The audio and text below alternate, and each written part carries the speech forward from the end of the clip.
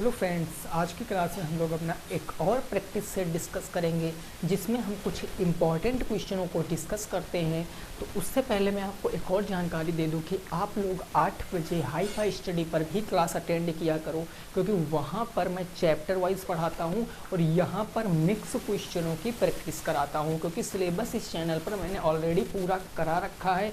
तो आप प्लेलिस्ट पे जाकर भी देख सकते हो और आप वहाँ भी देख सकते हो, क्योंकि जितना ज़्यादा ज्ञान लोगे उतने ज़्यादा नंबर आएंगे आप लोगों के। ठीक है ना। ये अंतिम दिनों की जो रणनीति चल रही है, इस रणनीति से आपके नंबर काफ़ी ज़्यादा बढ़ेंगे, क्योंकि काफ़ी ऐसे कंसेप्ट होंगे जिसमें आपको डाउट होगा। तो उन डाउटों को ही बस समझ लीजिए क्लियर किया जा रहा है। तो फर्स्ट क्वेश्चन मैंने यहाँ पर लिख दिया है, वीडियो को एक बार आपको शेयर कर देना है।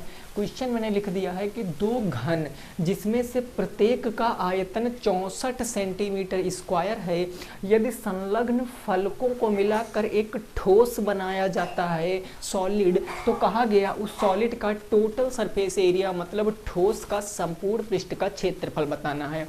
ऐसा क्वेश्चन मैंने करा रखा है, लेकिन बस लैंग्वेज, इस क्वेश्चन की लैंग्वेज में थोड़ा सा अंतर है और उस क्वेश्चन की लैंग्वेज में बिल्कुल सिंपल था। अब इस बात को आपको समझना है, भाई घन कितने हैं, कितने घन हैं क्वेश्चन में दिया गया, दो घन हैं। तो अगर मैं दो घन बना लूँ, सपोज दैट हमने माना कि ये हमारा क्या है, पहला घन है। ठीक है भाई, ये पहला घन हो गया और एक घन हमने और बना दिया, ये हो गया आपका दूसरा घन। अब इस बात को बहुत अच्छे से समझना, क्योंकि डायग्राम समझ में आ गया तो समझ लीजिए क्वेश्चन आपका लग गया। ये दो घन हमने बना दिया, इन घनों का आयतन, भाई कहा गया प्रत्येक का आयतन, यानी प्रत्येक का मतलब प्रति का आयतन। इसका भी आयतन कितना है, 64 सेंटीमीटर क्यूब, और इसका भी आयतन कितना है, 64 सेंटीमीटर क्यूब। अगर मैं इन दोनों की साइड निकालूं तो आपको पता है कि आयतन होता है घन का a क्यूब, यानी इसका भी क्या हो जाएगा, a क्यूब हो जाएगा। तो आप आसानी से बता सकते हो कि a इज इक्वल टू क्या आएगा, क्यूब रूट ऑफ 64, यानी a इज इक्वल टू कितना आएगा, 4 सेंटीमीटर, और यहाँ से भी a निकालेंगे तो कितना आ जाएगा, 4 सेंटीमीटर। अब इसको निकालने की ज़रूरत क्या थी, असल में क्या ज़रूरत थी जो हमने इसको निकाला, तो ज़रा उसकी बातों को आपको समझना है।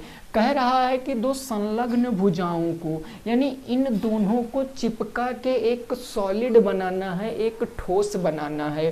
तो अगर हम इन दोनों को मान लिया चिपका दे रहे हैं, तो कुछ इस प्रकार की आकृति आपके सामने जनरेट हो जाएगी। भाई होगी कि नहीं होगी, कुछ इस प्रकार की आकृति, यानी ये आकृति आपके सामने बन जाएगी। अब आप देखो, ये जो अलग अलग घन थे, हम इनको चिपका के एक में रख दिए हैं। तो आप देखो भाई, इसकी साइड निकल कर आ गई 4 और इसकी साइड निकल कर आ गई 4, तो ये 4 मिलकर टोटल ऊपर वाली लेंथ बना देंगे, यानी ऊपर वाली लेंथ कितनी आ जाएगी, 8 सेंटीमीटर। बाकी सारा 4 सेंटीमीटर ही रहेगा। क्यों रहेगा, क्योंकि आप देखो ये भी 4, ये भी 4, हमने जिस तरफ चिपकाया है उस तरफ की आपकी लेंथ डबल हो जाएगी, बाकी सेम रहेगा।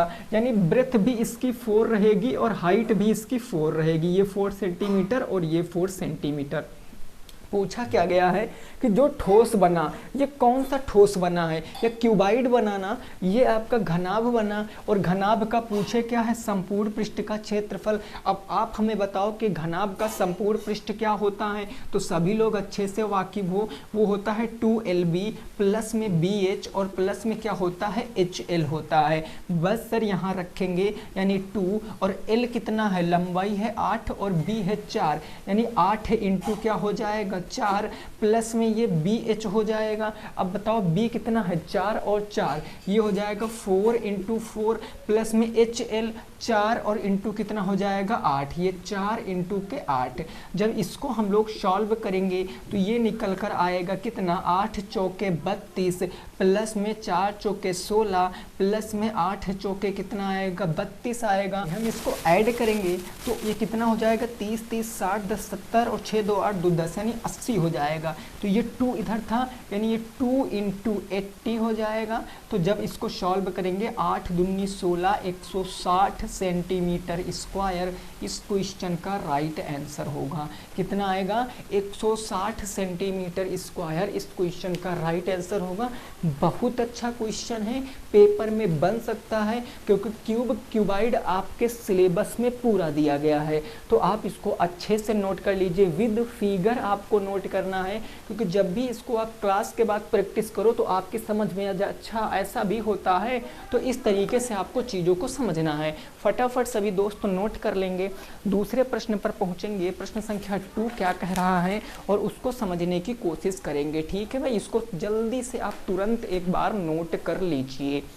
ओके, चलिए क्वेश्चन नंबर 2 देखेंगे। और ये जो प्रश्न संख्या 2 है ये भी अपने आप में एक बहुत अहम भूमिका निभाएगा, क्योंकि एक बार पेपर में ऐसा क्वेश्चन आ चुका है और इस बार भी अगर पेपर में ऐसा क्वेश्चन आ गया तो निश्चित तौर पे आप करके आओगे। ये आप लिखित तौर पे हमसे ले लो, मैं आपको ऐसा क्वेश्चन करा के ही और सिखा के ही दम लूँगा। देखो क्वेश्चन में लिख रहा हूँ, उसकी भावना को आपको पहले तो समझना है। क्वेश्चन नंबर 2 इस प्रकार से है, ये कह रहा है कि 2x स्क्वायर प्लस में x माइनस के 4 बराबर 0 को पूर्ण वर्ग बनाकर क्या करना है? फैक्टर करने हैं। पूर्ण वर्ग बनाकर गुणनखंड करना है। अब पूर्ण वर्ग बनाकर हम गुणनखंड कैसे करेंगे? ऐसा कल क्वेश्चन कराया था, अरे बोलते रहो, कराया था ना। तो हम कैसे, देखो सबसे पहले हम क्या जानते हैं कि जो भी एक्स स्क्वायर का गुणांक होता है, एक्स स्क्वायर का जो भी गुणांक होगा, एक्स स्क्वायर का गुणांक क्या है? 2। इससे हम पूरी इक्वेशन को भाग दे देते हैं। तो हम जब इसको भाग देंगे तो ये होगा 2x स्क्वायर प्लस में ये x और ये बाई क्या हो जाएगा? 2 माइनस में 4 बाई क्या हो जाएगा? 2 हो जाएगा। देन अब क्या बचा? उधर 0/2 हो गया। अब आप देखो यहाँ हमने 2 से भाग लगाया तो 2 से 2 खत्म, ये एक्स स्क्वायर आ गया। यहाँ प्लस में क्या आ गया ज़रा आप हमें बताओ? तो ये x/2 आ गया। माइनस में 2 दूनी कितना हो गया? 4, माइनस का 2 उधर जाएगा प्लस में और 2 जीरो ये कितना हो गया? 0 हो गया यहाँ पर। यानी ये इधर माइनस से माइनस का 2 उधर चला गया तो क्या हो गया? प्लस में 2 हो गया। अरे समझे, 2 दूनी क्या हो गया? 4, माइनस का 2 उधर जाएगा प्लस के 2। ये बात आपकी समझ में आ गई होगी। अगला स्टेप क्या था कि अब हम x का गुणांक लिखेंगे। अब आप हमें x का गुणांक बता दो, क्योंकि काफ़ी लोग यहाँ पर x का गुणांक बताने में गड़बड़ी कर सकते हैं। x का गुणांक 2 नहीं है, x का गुणांक क्या है? 1/2 है। कैसे? क्योंकि ये जो x/2 लिखा है हम इसको ऐसे भी तो लिख सकते हैं x × 1/2। तो x के आगे 1/2 है तो मतलब x का गुणांक 1/2 होगा, नॉट 2। याद रखना, यहीं पर गलतियां होने के चांस रहते हैं। अब इसका क्या करेंगे? इस जो आया है ना, इसका हम 1/2 से गुणा कराएंगे। हमेशा 1/2 से हमने गुणा कराया तो क्या आ गया? 1/4। इसका वर्ग करके हमें दोनों तरफ ऐड करना होगा। जब दोनों तरफ ऐड करेंगे तो ये एक्स स्क्वायर प्लस में x/2 प्लस में क्या ऐड करेंगे? 1/4 का होल स्क्वायर बराबर उस तरफ क्या बचेगा? 2 प्लस में क्या बचेगा? 1/4 का होल स्क्वायर। इतनी बात आपकी समझ में आ गई होगी, है ना। जब आगे फर्दर सॉल्व करेंगे तो इसको मैंने बताया था, आप इसको क्या कह सकते हो? आप हमें बताओ, आप इसको क्या कह सकते हो? आप इसको x + 1/4 का होल स्क्वायर कह सकते हो। अरे देखो कैसे कह सकते हो, आपको कुछ करना नहीं, लॉजिक समझना है। जो लास्ट वाला, जो बीच वाला, पहले वाला, इनका होल स्क्वायर कर दो। अगर बीच में प्लस है तो प्लस का होल स्क्वायर करना, बीच में माइनस है तो माइनस का होल स्क्वायर। कल भी लॉजिक बताया था, आज भी समझो। हम इसको x प्लस के 1/4 का अगर होल स्क्वायर करेंगे तो ये फाइनल निकल कर क्या आएगा? x स्क्वायर और प्लस के 1/4 का whole square, a² + b² + 2ab। 2 into x into के 1/4। तो आप देखो 2 से 2 कट जाएगा तो ये निकल करके आएगा एक्स स्क्वायर प्लस 1/4 का होल स्क्वायर प्लस के x/2 निकल कर आएगा। और यही तो यहाँ पर लिखा हुआ है, आप देखो प्यारी प्यारी आंखों से, मतलब इसके पूरे के इतने के स्थान पर अपन क्या लिख सकते हैं, x प्लस 1/4 के होल स्क्वायर। बात समझ गए ना? ठीक है, अब हम इसको सॉल्व करते हैं। अब आप देखोगे यहाँ पर अच्छे से, क्या देखोगे कि हम इसको रिप्रेजेंट कर सकते हैं किससे, तो हम इसको कह सकते हैं x प्लस के 1/4 के होल स्क्वायर, है ना मेरे भाई। और इधर क्या हो जाएगा, 2 प्लस में 1 का स्क्वायर 1 होता है और 4 का स्क्वायर 16 होता है। अब आप इसको आगे फर्दर सॉल्व करोगे तो x प्लस के 1/4 का होल स्क्वायर हो जाएगा और बराबर 16 दूना 32, 32 में 1 जोड़ोगे तो 33/16 हो जाएगा। स्क्वायर हटाएंगे तो इधर क्या आ जाएगा, करड़ी आ जाएगा, यानी ये निकल कर क्या आएगा, x प्लस के 1/4 इज इक्वल टू 16 का रूट बाहर 4 आ जाएगा, रूट 33 इसको बाहर नहीं निकाल सकते क्योंकि ये क्या है, एक अभाज्य संख्या, मतलब इसका तो हम नहीं निकाल सकते हैं, इस परफेक्ट स्क्वायर तो है नहीं, तो हम इसको रूट में रखेंगे, अंडर रूट 33 ही रहेगा। अब आपको कुछ नहीं करना है, ये रूट से बाहर निकाले हो तो ये प्लस और माइनस का आएगा, एक बार आप इसको प्लस में रख दो, एक बार आप इसको माइनस में रख दो। अगर मैं इसको यानी x प्लस के 1/4 में मैं एक बार माइनस में रख रहा हूँ, कितना, माइनस के रूट 33/4 रखने पर। अब इसको जब हम रखेंगे तो आप एक बात देख रहे होगे, क्या देख रहे होगे कि हम माइनस में अगर रख देंगे तो यहाँ से क्या आएगा, माइनस में रखेंगे तो माइनस का रूट 33/4 और प्लस में 1/4 यानी एक मान क्या आएगा, माइनस के रूट कितना आ जाएगा, 33/4 और प्लस के क्या होगा 1। ये एक आंसर आ गया, यहाँ माइनस लगा हुआ है, माइनस के रूट 33 प्लस 1/4। दूसरा आंसर क्या होगा, एक बार आपने माइनस में रखा था, इस बार आप किस में रखोगे, प्लस में रखोगे, तो x प्लस के 1/4 इसमें हम क्या रखेंगे, इसमें हम रखेंगे प्लस के कितना, रूट 33/4, तो ये हो जाएगा प्लस के रूट 33/4 और प्लस के क्या हो जाएगा, 1/4 हो जाएगा। अब आप यहाँ पर देख सकते हो आसानी से, क्या देख सकते हो कि ये आ जाएगा रूट 33 प्लस 1/4, ये आ जाएगा एक क्वेश्चन का सही जवाब और ये आ जाएगा एक, यानी एक ये फैक्टर होगा, एक ये फैक्टर होगा। नोट कर सकते हो। नेक्स्ट पे पहुंचते हैं अगले प्रश्न पर और उसको समझने की कोशिश करेंगे, ठीक है ना। क्वेश्चन समझ में आया कि नहीं आया, एक बार आपको कमेंट करना है। मोस्ट इम्पॉर्टेंट क्वेश्चन है और ये पेपर में आ सकता है क्योंकि एक बार आकर काफ़ी सारे विद्यार्थियों को गड़बड़ कर दिया था इस क्वेश्चन ने, ठीक है ना। क्लियर बात हो गई। चलिए नेक्स्ट देखेंगे प्रश्न संख्या नंबर 3 और उसको समझने का हम प्रयास करेंगे क्वेश्चन नंबर 3 को। क्लियर है मेरे भाई? ओके, क्वेश्चन नंबर 3 देखेंगे, बहुत ही स्नेह के साथ हम लोग समझेंगे अगले प्रश्न को। प्रश्न क्या कह रहा है, उसकी प्रकृति क्या है एक्चुअल में, तो सारी बातें हम साथ साथ में डिस्कस करेंगे। क्वेश्चन नंबर 3 ये आपसे क्या कह रहा है, तो अब इस बात को समझना, ये जो चित्र है, ये चित्र है आपका, इसका नाम है A, B और C। इसकी साइड दी हैं 4 centimetre and 5 centimetre and 6 centimetre. तो आपसे पूछे क्या है प्रश्न में, तो ये कैसा त्रिभुज है, ये कैसा त्रिभुज है, ये आपसे पूछे हैं, ये कैसा त्रिभुज है। जो बता रहा हूँ उसको नोट करना, बहुत काम आएगा आपके उस बात को समझना। देखो मैं जो लॉजिक बता रहा हूँ उस लॉजिक को समझने का आप थोड़ा सा आपको क्या करना है, प्रयास करना है। आप कैसे बताओगे, आप ऐसे बताओगे ये विषम बाहु त्रिभुज है, आप ऐसे बता दोगे विषम बाहु त्रिभुज है, लेकिन आंसर आपका अगर एंगल में बताना है तो, अगर एंगल में बताना है तो आप कैसे बताओगे, जरा उस बात को समझना। देखो मैं आपको क्या बताने की कोशिश कर रहा हूँ कि जब भी आपका कोई एक ट्रायंगल, सपोज दैट मैं यहाँ पर कोई एक ट्रायंगल बना रहा हूँ, कोई एक यहाँ पर मैंने ट्रायंगल बना दिया जिसका नाम मैंने कहा ए बी और सी, ये एक ट्रायंगल है। हमेशा जो त्रिभुज होता है, जो फिगर होता है, जो बंद आकृति होती, उसके जो वर्टेक्स हैं, जो उसके शीर्ष हैं, उसको हम यानी बड़े वाले लेटर से दिखाते हैं। तो अगर मैं कहूँ ए के सामने भुजा ए है, बी के सामने भुजा बी है और सी के सामने भुजा सी है, हम भुजा की लंबाई को स्मॉल लेटर में दिखाते हैं और जो वर्टेक्स होते हैं उसको हम यानी कि बड़े वाले लेटर से, ऐसे पी क्यू आर होता तो भी बड़े में लिखते, यहाँ पी क्यू आर हम माइनस छोटे में लिख देते। अब यहाँ होता क्या है, हमेशा जो भी ट्रायंगल दिया गया होगा उसमें कोई ना कोई यानी एक साइड क्या होगा, बड़ा होगा। भाई एक साइड बड़ी होगी और बाकी दो साइडें तो उससे छोटी होंगी।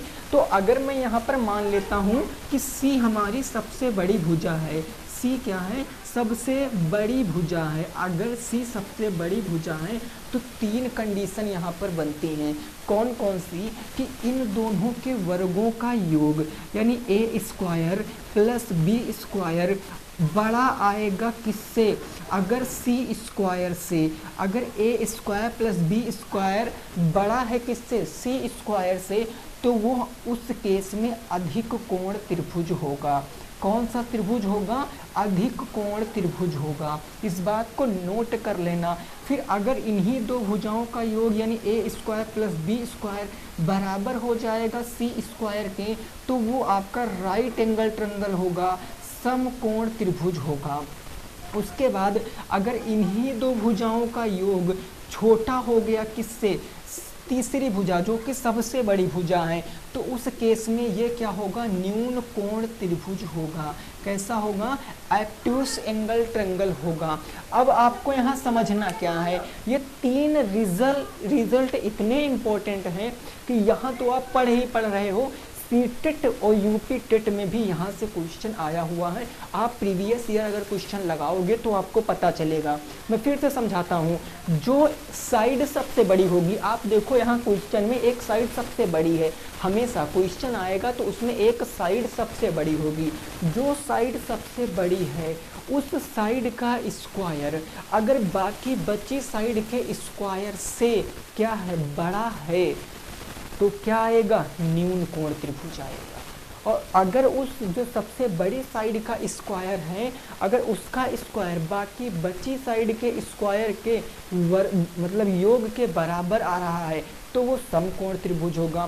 फिर जो तीसरी साइड सबसे बड़ी साइड है उसका वर्ग करें और दो बची हुई वर्गों से क्या हो, इससे क्या हो, छोटा हो, तो वो आपका अधिक कोण होगा। तो यहाँ पर इस क्वेश्चन को देखो, सबसे बड़ी भुजा कौन सी है, 6 सेंटीमीटर, और उसके बाद बची भुजा कौन सी है, 4 सेंटीमीटर, प्लस में क्या हो जाएगा, 5 सेंटीमीटर। अब आप देखो 6 का स्क्वायर 36 बराबर 16 इंटू 16 प्लस 25, तो 36 बराबर के कितना आ जाएगा, 6 5 11 2 1 3 4 41 आ जाएगा। अब आप यहाँ पर देखो, जो तीसरी भुजा का योग है, जो तीसरी भुजा का योग है वो बड़ा है किससे, भाई वो छोटा है किससे, बाकी दो भुजाओं से। तो जब दोनों भुजाओं के वर्गों का योग, दोनों भुजाओं के वर्गों का योग अगर बड़ा हो जाता है किससे, तीसरी भुजा से, जो सबसे बड़ी भुजा है, तो उस केस में कैसा त्रिभुज होता है, अधिक कोण त्रिभुज होता है। अतः हम यहाँ क्या लिखेंगे, अतः यह कैसा त्रिभुज है, यह अधिक कोण त्रिभुज है। कैसा त्रिभुज है, अधिक कोण त्रिभुज है। इस बात को आपको नोट कर लेना है। ये तीन रिजल्ट मोस्ट इम्पॉर्टेंट रिजल्ट है मेरे भाई। देखो कोई कोई चीज़ ऐसी मैथ में होती है, जैसे आपने जोड़ना घटाना सीखा था क्लास 1 2 3 में, वो लाइफ टाइम आप चला रहे हो ना, कहाँ भी कितनी भी क्लास में मैथ पढ़ो उसका प्रयोग कर रहे हो ना, बिल्कुल उसी प्रकार कुछ ऐसी चीज़ें होती हैं जो ज़िंदगी भर आपका साथ नहीं छोड़ती हैं, वैसे ये चीज़ है। अगर कहीं भी किसी भी पेपर में अगर ज्योमेट्री है तो वो चीज़ें आपको याद होनी चाहिए, क्योंकि ट्रायंगल की प्रॉपर्टी ही होती है ये। तो इस तरीके से आप इस क्वेश्चन का स्क्रीनशॉट ले लीजिए। क्वेश्चन नंबर 4 पर पहुंचते हैं और उसको लगाने की कोशिश करते हैं, प्रश्न संख्या 4। ठीक है भाई, क्वेश्चन नंबर 4 देखो क्या कह रहा है, उसको ज़रा समझेंगे। देखो बिल्कुल बेसिक सी बातें होती हैं और आपको याद रखना है, यहाँ से आपको अच्छे खासे नंबर मिल जाएंगे। आसान सा पेपर आएगा, बस आपको बिल्कुल घबराना नहीं है, आसान से एकदम कूल माइंड से क्वेश्चन को आप सॉल्व करेंगे। नेक्स्ट देखेंगे हम क्वेश्चन नंबर 4 और उसको लगाने की कोशिश करेंगे। प्रश्न संख्या 4। देखो क्वेश्चन नंबर 4 क्या है, जरा इस बात को समझने का प्रयास करना। ये प्रश्न कह रहा है कि tan 48 इंटू है आपका tan 23 और इंटू है आपका tan 42, फिर क्या है भाई आपका tan 42 और इंटू क्या है आपका भाई tan 67। इसको आपको दिखाना है, प्रूव करना है, सिद्ध करना है कि अगर इन सारे का मान यानी tan 48 into tan 23 into tan 42 into tan 67 अगर इसको सॉल्व करोगे तो वो 1 के बराबर आएगा। इसको प्रूव करना है। और इससे पहले मैंने आपको लगभग ये क्वेश्चन 4 से 5 बार कराया है, ठीक है ना। तो आप इसका जवाब कैसे बताओगे? देखो कुछ चीज़ें होती हैं आपको याद रखना है। क्या होता है भाई, मैं आपसे बता दूं कि जो tan थीटा होगा वो किसके बराबर होगा, वो cot 90 अंश माइनस थीटा के बराबर होता है। tan theta is equal to cot 90 अंश माइनस थीटा के बराबर होता है। इसका अपोजिट केस भी होता है कि cot theta is equal to क्या होगा, तो वो tan 90 अंश माइनस के थीटा होगा। और ये सारी चीज़ मैंने पहले से पढ़ा रखी हैं, पढ़ाई है ना भाई पहले से इन सारी चीज़ों को, उसी का प्रयोग आपको यहाँ पर करना है। कैसे करेंगे तो आप यहाँ पर देख लीजिए, हम किसी दो एंगलों को क्या करते हैं, बदल लेते हैं। अगर मैं इसको एज इट इज़ ऐसे रखूँ, इसको मैं इतने को ऐसे रखूँ, तो ये हम कह सकते हैं कि tan 48 इंटू के क्या हो जाएगा, tan 23 हो जाएगा। अब मैं इसको चेंज कर लेता हूँ, हम इसको क्या कह सकते हैं, इसको हम कह सकते हैं cot 90 अंश माइनस के 42। भाई अभी जस्ट मैंने बताया, रीज़न ये फार्मूला होता है। और cot tan 67 को मैं क्या कह सकता हूँ, cot 90 माइनस के 67, यही तो कह सकता हूँ। अब आप यहाँ से देख सकते हो सर क्या निकल कर आएगा, tan 48 इंटू के tan 23 और फिर इंटू cot 90 माइनस 42 कितना हो जाएगा, तो cot 42 8 50 40 90 48 इंटू cot यहाँ क्या हो जाएगा, तो 90 67 3 70 20 90 23 हो जाएगा।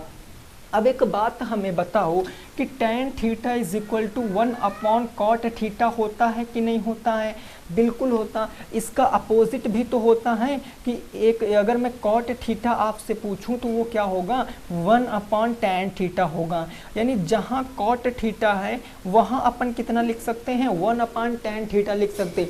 इसीलिए कहते हैं कि क्लास वहाँ की देखा को, अभी त्रिकोणमिति की मैंने यही सब बताया है, बेसिक कैसे होता है, तो रिकॉल होगा ना, तो कहते हैं साथ में आप चीज़ें सीखते चले जाओ। यानी किसी और एक को मैं चेंज कर लूँ, चाहे tan को cot में या cot को tan में, तो मैं अगर इसको चेंज करता हूँ तो tan 48 को मैं 1 अपॉन cot 48 कह सकते हैं, हम बिल्कुल कह सकते हैं।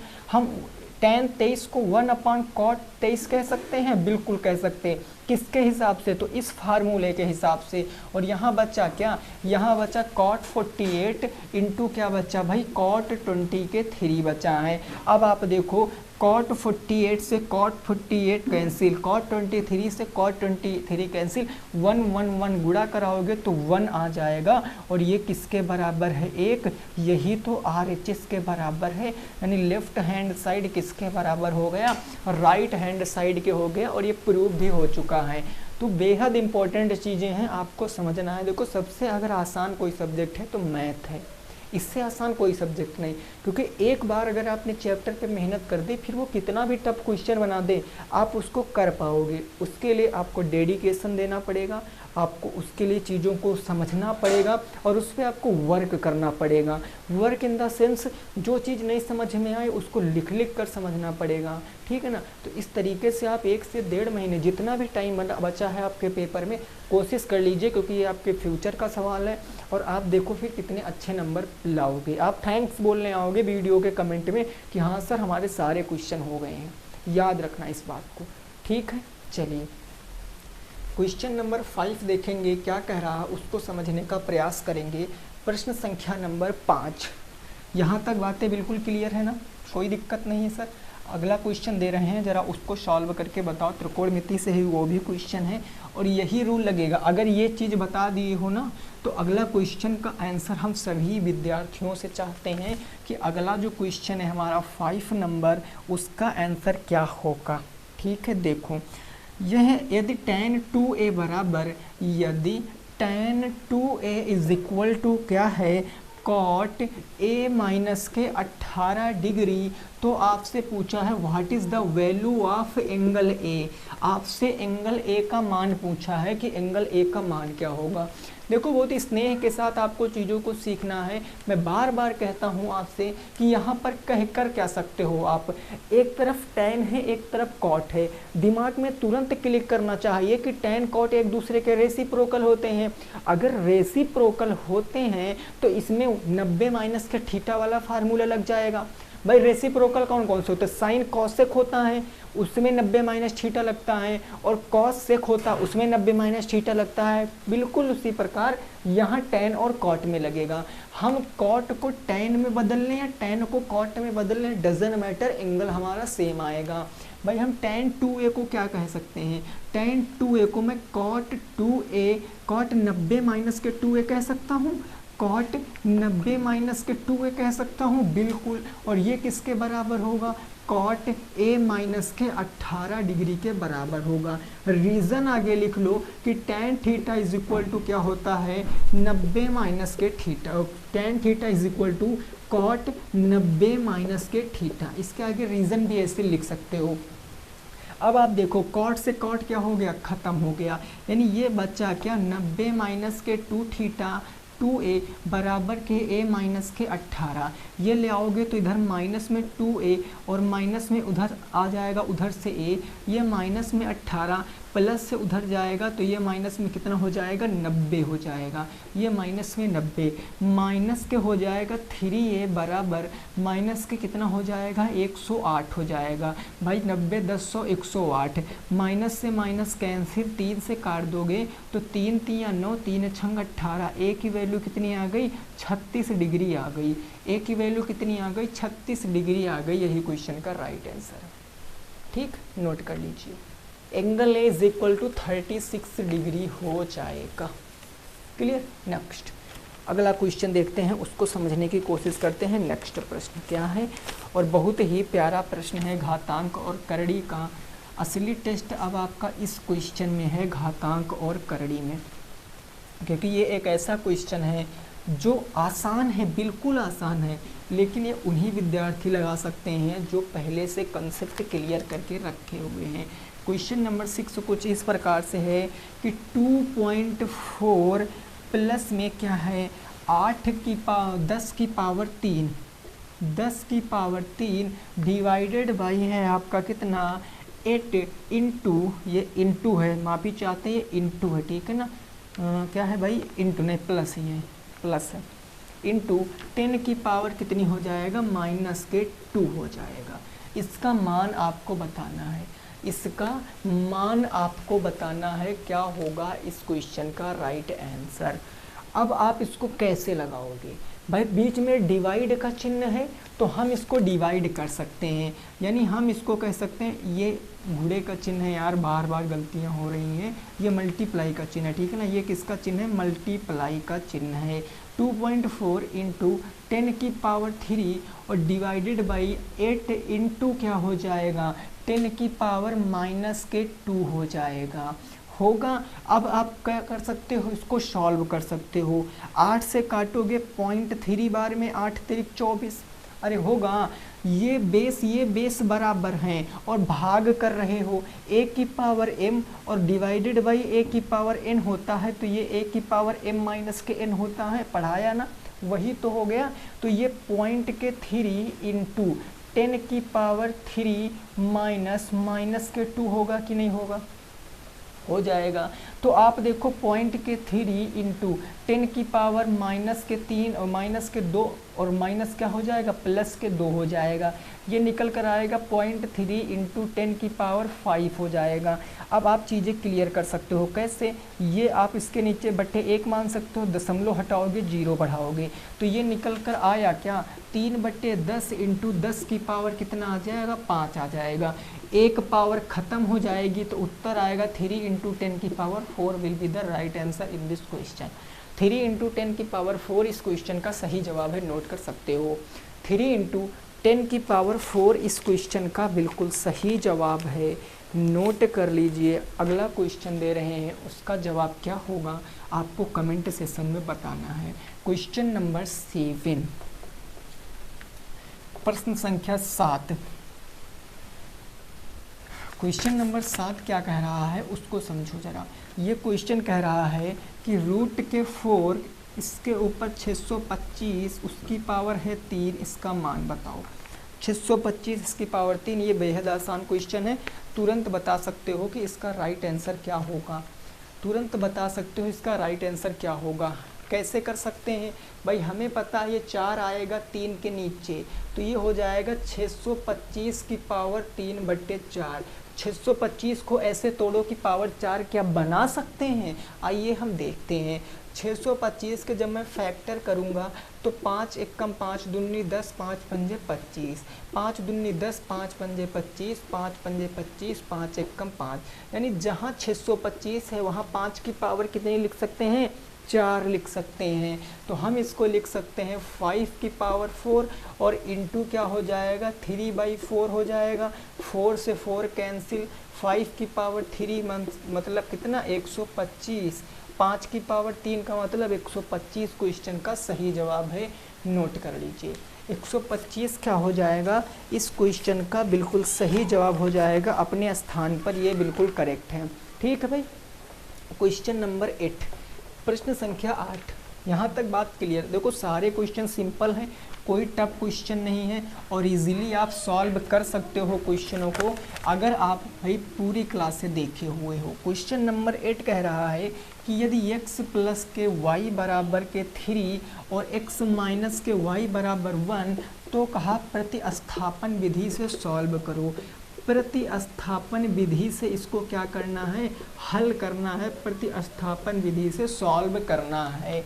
अब एक बात मैं आपको बताता हूँ, देखो थोड़ा सा क्वेश्चन को अच्छे से पढ़ना है आपको, क्योंकि जिनका लगभग 1-2 नंबर से अगर बैक लग जाता है तो उनका क्वेश्चन नहीं गलत होता है, उनका लगभग मेथड गलत हो जाता है। क्या अगर आपको यहाँ प्रतिस्थापन विधि से कह दिया क्वेश्चन में बिल्कुल फिक्स कर दिया तो मतलब आपको लगाना बस इसी से है, क्योंकि आपको पता इन क्वेश्चनों को चाहे प्रतिस्थापन से लगाओ चाहे विलोपन से लगाओ आंसर तो सेम आएगा। सपोज दैट आपने क्वेश्चन देखा फटाक से विस्थापन विधि प्रतिस्थापन विधि को छोड़कर आपने विलोपन विधि लगा दिया, आंसर आ गया, आप बिल्कुल श्योर हो कि हमारा आंसर राइट है। लेकिन आपने गौर नहीं किया कि क्वेश्चन में कह रहा था प्रतिस्थापन विधि का प्रयोग करना, तो इसीलिए आपको याद रखना है। थोड़ा सा टाइम लगेगा, 10 सेकंड 15 सेकंड ज़्यादा, क्वेश्चन को अच्छे से आपको पढ़ लेना है। प्रतिस्थापन विधि का प्रयोग करेंगे तो आपको पता है ये x प्लस के y बराबर के 3 है, हम इसको समीकरण 1 मानेंगे, और x माइनस के y बराबर 1 है, समीकरण नंबर 2 मानेंगे। किसी भी एक समीकरण से चल सकते हैं, हम समीकरण 1 को लेकर चलते हैं। तो x प्लस के y बराबर कितना है 3 है, यानी x का मान निकालेंगे तो 3 माइनस के y, ये समीकरण नंबर क्या बनेगा 3। 1 से चले हैं ना, मतलब हम समीकरण किस में मान रखेंगे 2 में। समीकरण 2 में x बराबर 3 माइनस के y रखने पर या प्रतिस्थापित करने पर समीकरण 3 हमारे पास क्या है, यहाँ से x का मान किस में रखेंगे 2 में। 2 नंबर समीकरण x माइनस के y बराबर 1, x बराबर 3 माइनस के y है ना, 3 माइनस के y, 3 माइनस के y बराबर 1, माइनस वाई माइनस के 2y, 3 इधर आएगा तो माइनस हो जाएगा, तो ये हो जाएगा 1 माइनस के 3, और ये y बराबर कितना आएगा माइनस के 2 से भाग करोगे तो y की वैल्यू 1 आ जाएगी। अगर y की वैल्यू 1 आ गई है तो x की वैल्यू पता करने के लिए समीकरण किस में रख दें, 3 में, किसी में रख दो, लेकिन जहाँ से आपको आसानी लगे वहाँ रखा करो। समीकरण 3 क्या है, x बराबर 3 माइनस के y बराबर अगर मैं 1 रखूँगा तो 3 माइनस के 1 यानी x बराबर 2, x बराबर 2, y बराबर 1 क्वेश्चन का सही जवाब है। 2 और 1 क्वेश्चन का क्या है, सही जवाब है। ठीक है भाई, नोट कर लीजिए और देखते हैं अगला क्वेश्चन। अगला क्वेश्चन क्या है, क्वेश्चन नंबर 9, उसको देखने की कोशिश करते हैं। ठीक है भाई, देखो आप लोग कमेंट करके ज़रूर बताया करो, ऑफलाइन कमेंट करके कि आपके कितने क्वेश्चन बन पा रहे हैं। उसी से भाई हमें पता चलेगा कि हमें किस चैप्टर के ज़्यादा क्वेश्चन लेने हैं और उस चैप्टर को आपको ज़्यादा प्रैक्टिस करानी है।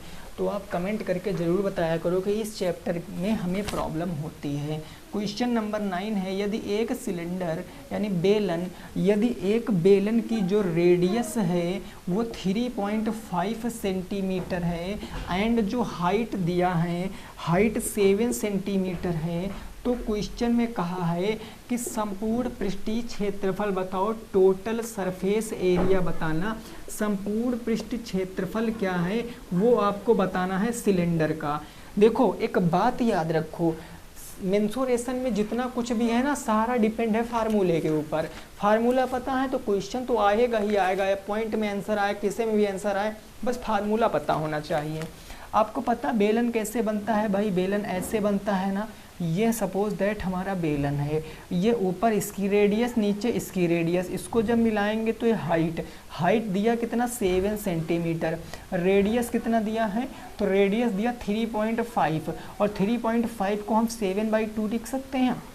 भाई हमको पता है कि हम फ्रैक्शन में चीज़ें ज़्यादा अच्छे से लगा सकते हैं। अब आपको संपूर्ण पृष्ठ का क्षेत्रफल बताना है। आप हमें बताओ बेलन का संपूर्ण पृष्ठ क्या होता है, कमेंट करके बताओ कि बेलन का टोटल सरफेस एरिया मीन संपूर्ण पृष्ठ का क्षेत्रफल क्या होता, तो कहोगे 2πr h प्लस में r, यही ना होता है, 2πr h प्लस में r, यही होता है। ठीक है, मान रखेंगे, इसी को ज्ञात करना है। तो 2 × 22/7 इंटू रेडियस कितनी 7/2, हाइट कितनी दी गई है 7 और प्लस में 7/2। जब आप इसको सॉल्व करोगे 7 से 7 खत्म, 2 से 2 खत्म, यानी यहाँ बचा 22, अंदर बचा 7 दूनी 14, और 14 से अगर 7 जोड़ोगे 21 बटे कितना आ जाएगा 2, 7 दूनी 14 और 7 4 11, है ना भाई, 21/2। ठीक है, तो जब ये सॉल्व करोगे तो 22 × 21/2, 2 से काटोगे 11 बार में, 11 एकम 11, 11 दूना 22, 1 23, 231 सेंटीमीटर स्क्वायर इस क्वेश्चन का सही जवाब होगा। 231 centimetre square will be the right answer in this question. ठीक है ना भाई, 2πr h plus r, 2πr h plus r, 7 दूनी 14, 14 में 6 20, 1 21/2, 7 से 7 खत्म, 2 से 2 खत्म, 22 गुणे 21/2, 22 को 11 बार में काटा, 11 × 21 231। क्लियर। चलिए नेक्स्ट क्वेश्चन में पहुंचते हैं। अगला क्वेश्चन लास्ट क्वेश्चन आज की क्लास का, और उसका जवाब आपको बताना है। ठीक है ना भाई, तुरंत सॉल्व करना है और जल्दी से उस क्वेश्चन का जवाब बताने की कोशिश करना है। क्वेश्चन नंबर कौन सा होगा, तो वो हो जाएगा 10, प्रश्न संख्या 10। क्या है जरा समझो। एक फिगर दिया है और उसमें आपसे क्या जानने की कोशिश कर रहा है, ज़रा समझना। ये यहाँ पर बिल्कुल मिला हुआ है, ये सेंटर है, ये एपेक्स से परपेंडिकुलर है। तो आपको इस फिगर में दिया गया है, ये दिया गया है 12 सेंटीमीटर और ये दिया गया है 5 सेंटीमीटर। तो क्वेश्चन है चित्र का वक्र पृष्ठ बताओ। चित्र का वक्र पृष्ठ बताना है, लिटरल सरफेस एरिया क्या होगा वो आपको बताना है। एक बार कोशिश करो इस क्वेश्चन को लगाने की, एक बार सभी विद्यार्थी कोशिश करेंगे इस क्वेश्चन को लगाने की। ये बना क्या है, पहले तो ये बात बताओ, ये आकृति जो बनाई है ये बना क्या? कमेंट मत करना कि जोकर की टोपी बनाया मैंने, ये जोकर की टोपी नहीं है, एक्चुअल में इसको बोलते क्या, कोन बोलते हैं, शंकु है ये। और शंकु का पता वक्र पृष्ठ क्या होता है, शंकु का वक्र पृष्ठ पाई आर एल होता है ना, क्या होता है, वो होता है पाई आर एल। अब एक बात बताओ, एल तो यह होता है, क्या स्लंट हाइट आपको पता है? क्या स्लंट हाइट पता? नहीं पता। और स्लंट हाइट का फार्मूला क्या होता है, √r² प्लस में h²। तो यहाँ से जब मैं एल की वैल्यू निकालूंगा, r है 5, 5 का स्क्वायर 25, h है 12, 12 का स्क्वायर 144 हो गया, 25 144 169, और 169 का मतलब 13 सेंटीमीटर आ गया। यानी स्लंट हाइट ये जो आ गई है, ये जो आ गई है, कितनी आ गई है, ये टोटल आ गई है आपकी 13 सेंटीमीटर। अब फार्मूले में रख दो, फार्मूला होता है लिटरल सरफेस एरिया यानी कि वक्र पृष्ठीय क्षेत्रफल pi r l 22/7 into r, pi r, r का मान कितना है 5 है, इंटू के हाइट कितना हो जाएगा 13 हो जाएगा। अब देखो कुछ कट रहा है, नहीं कट रहा है, तो बस 22 पंचे कितना होता है 110 इंटू के 13/7, 13 जीरो 0, 13 एकम 13 हासिल 1, 13 एकम 13 1 14, 1430/7 सेंटीमीटर स्क्वायर इस क्वेश्चन का सही जवाब हो जाएगा।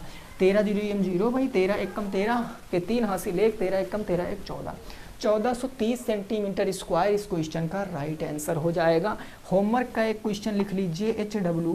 क्वेश्चन ये है कि ये सपोज दैट एक ट्रायंगल है A, B और C, ये एक ट्रायंगल, मैंने साइड दिया 3, 4 और 5, बताना है ये कौन सा त्रिभुज है, ये क्या बताना है, कौन सा त्रिभुज है according to angle, base on angle, यानी एंगल के आधार पर, बेस ऑन एंगल, एंगल के आधार पर बताना है कि ये कौन सा त्रिभुज है। ठीक भाई ना, हमने कितने क्वेश्चन किए, 10 क्वेश्चन किए, आपके कितने राइट हैं टोटल में से वो आपको बताना है। ठीक है ना, कमेंट कर देना, साथ में इस आंसर को भी बता देना है, और जिस भी चैप्टर में प्रॉब्लम हो रही है वो चैप्टर बता देना, मैं उस चैप्टर के ज़्यादा से ज़्यादा क्वेश्चन लूँगा। तो सभी साथी रखेंगे अपना ख्याल, पसंद आई वीडियो को तो लाइक करना, पहली बार चैनल पे आए तो सब्सक्राइब करना। मिलेंगे नेक्स्ट क्लास में। जय हिंद, जय भारत और वंदे।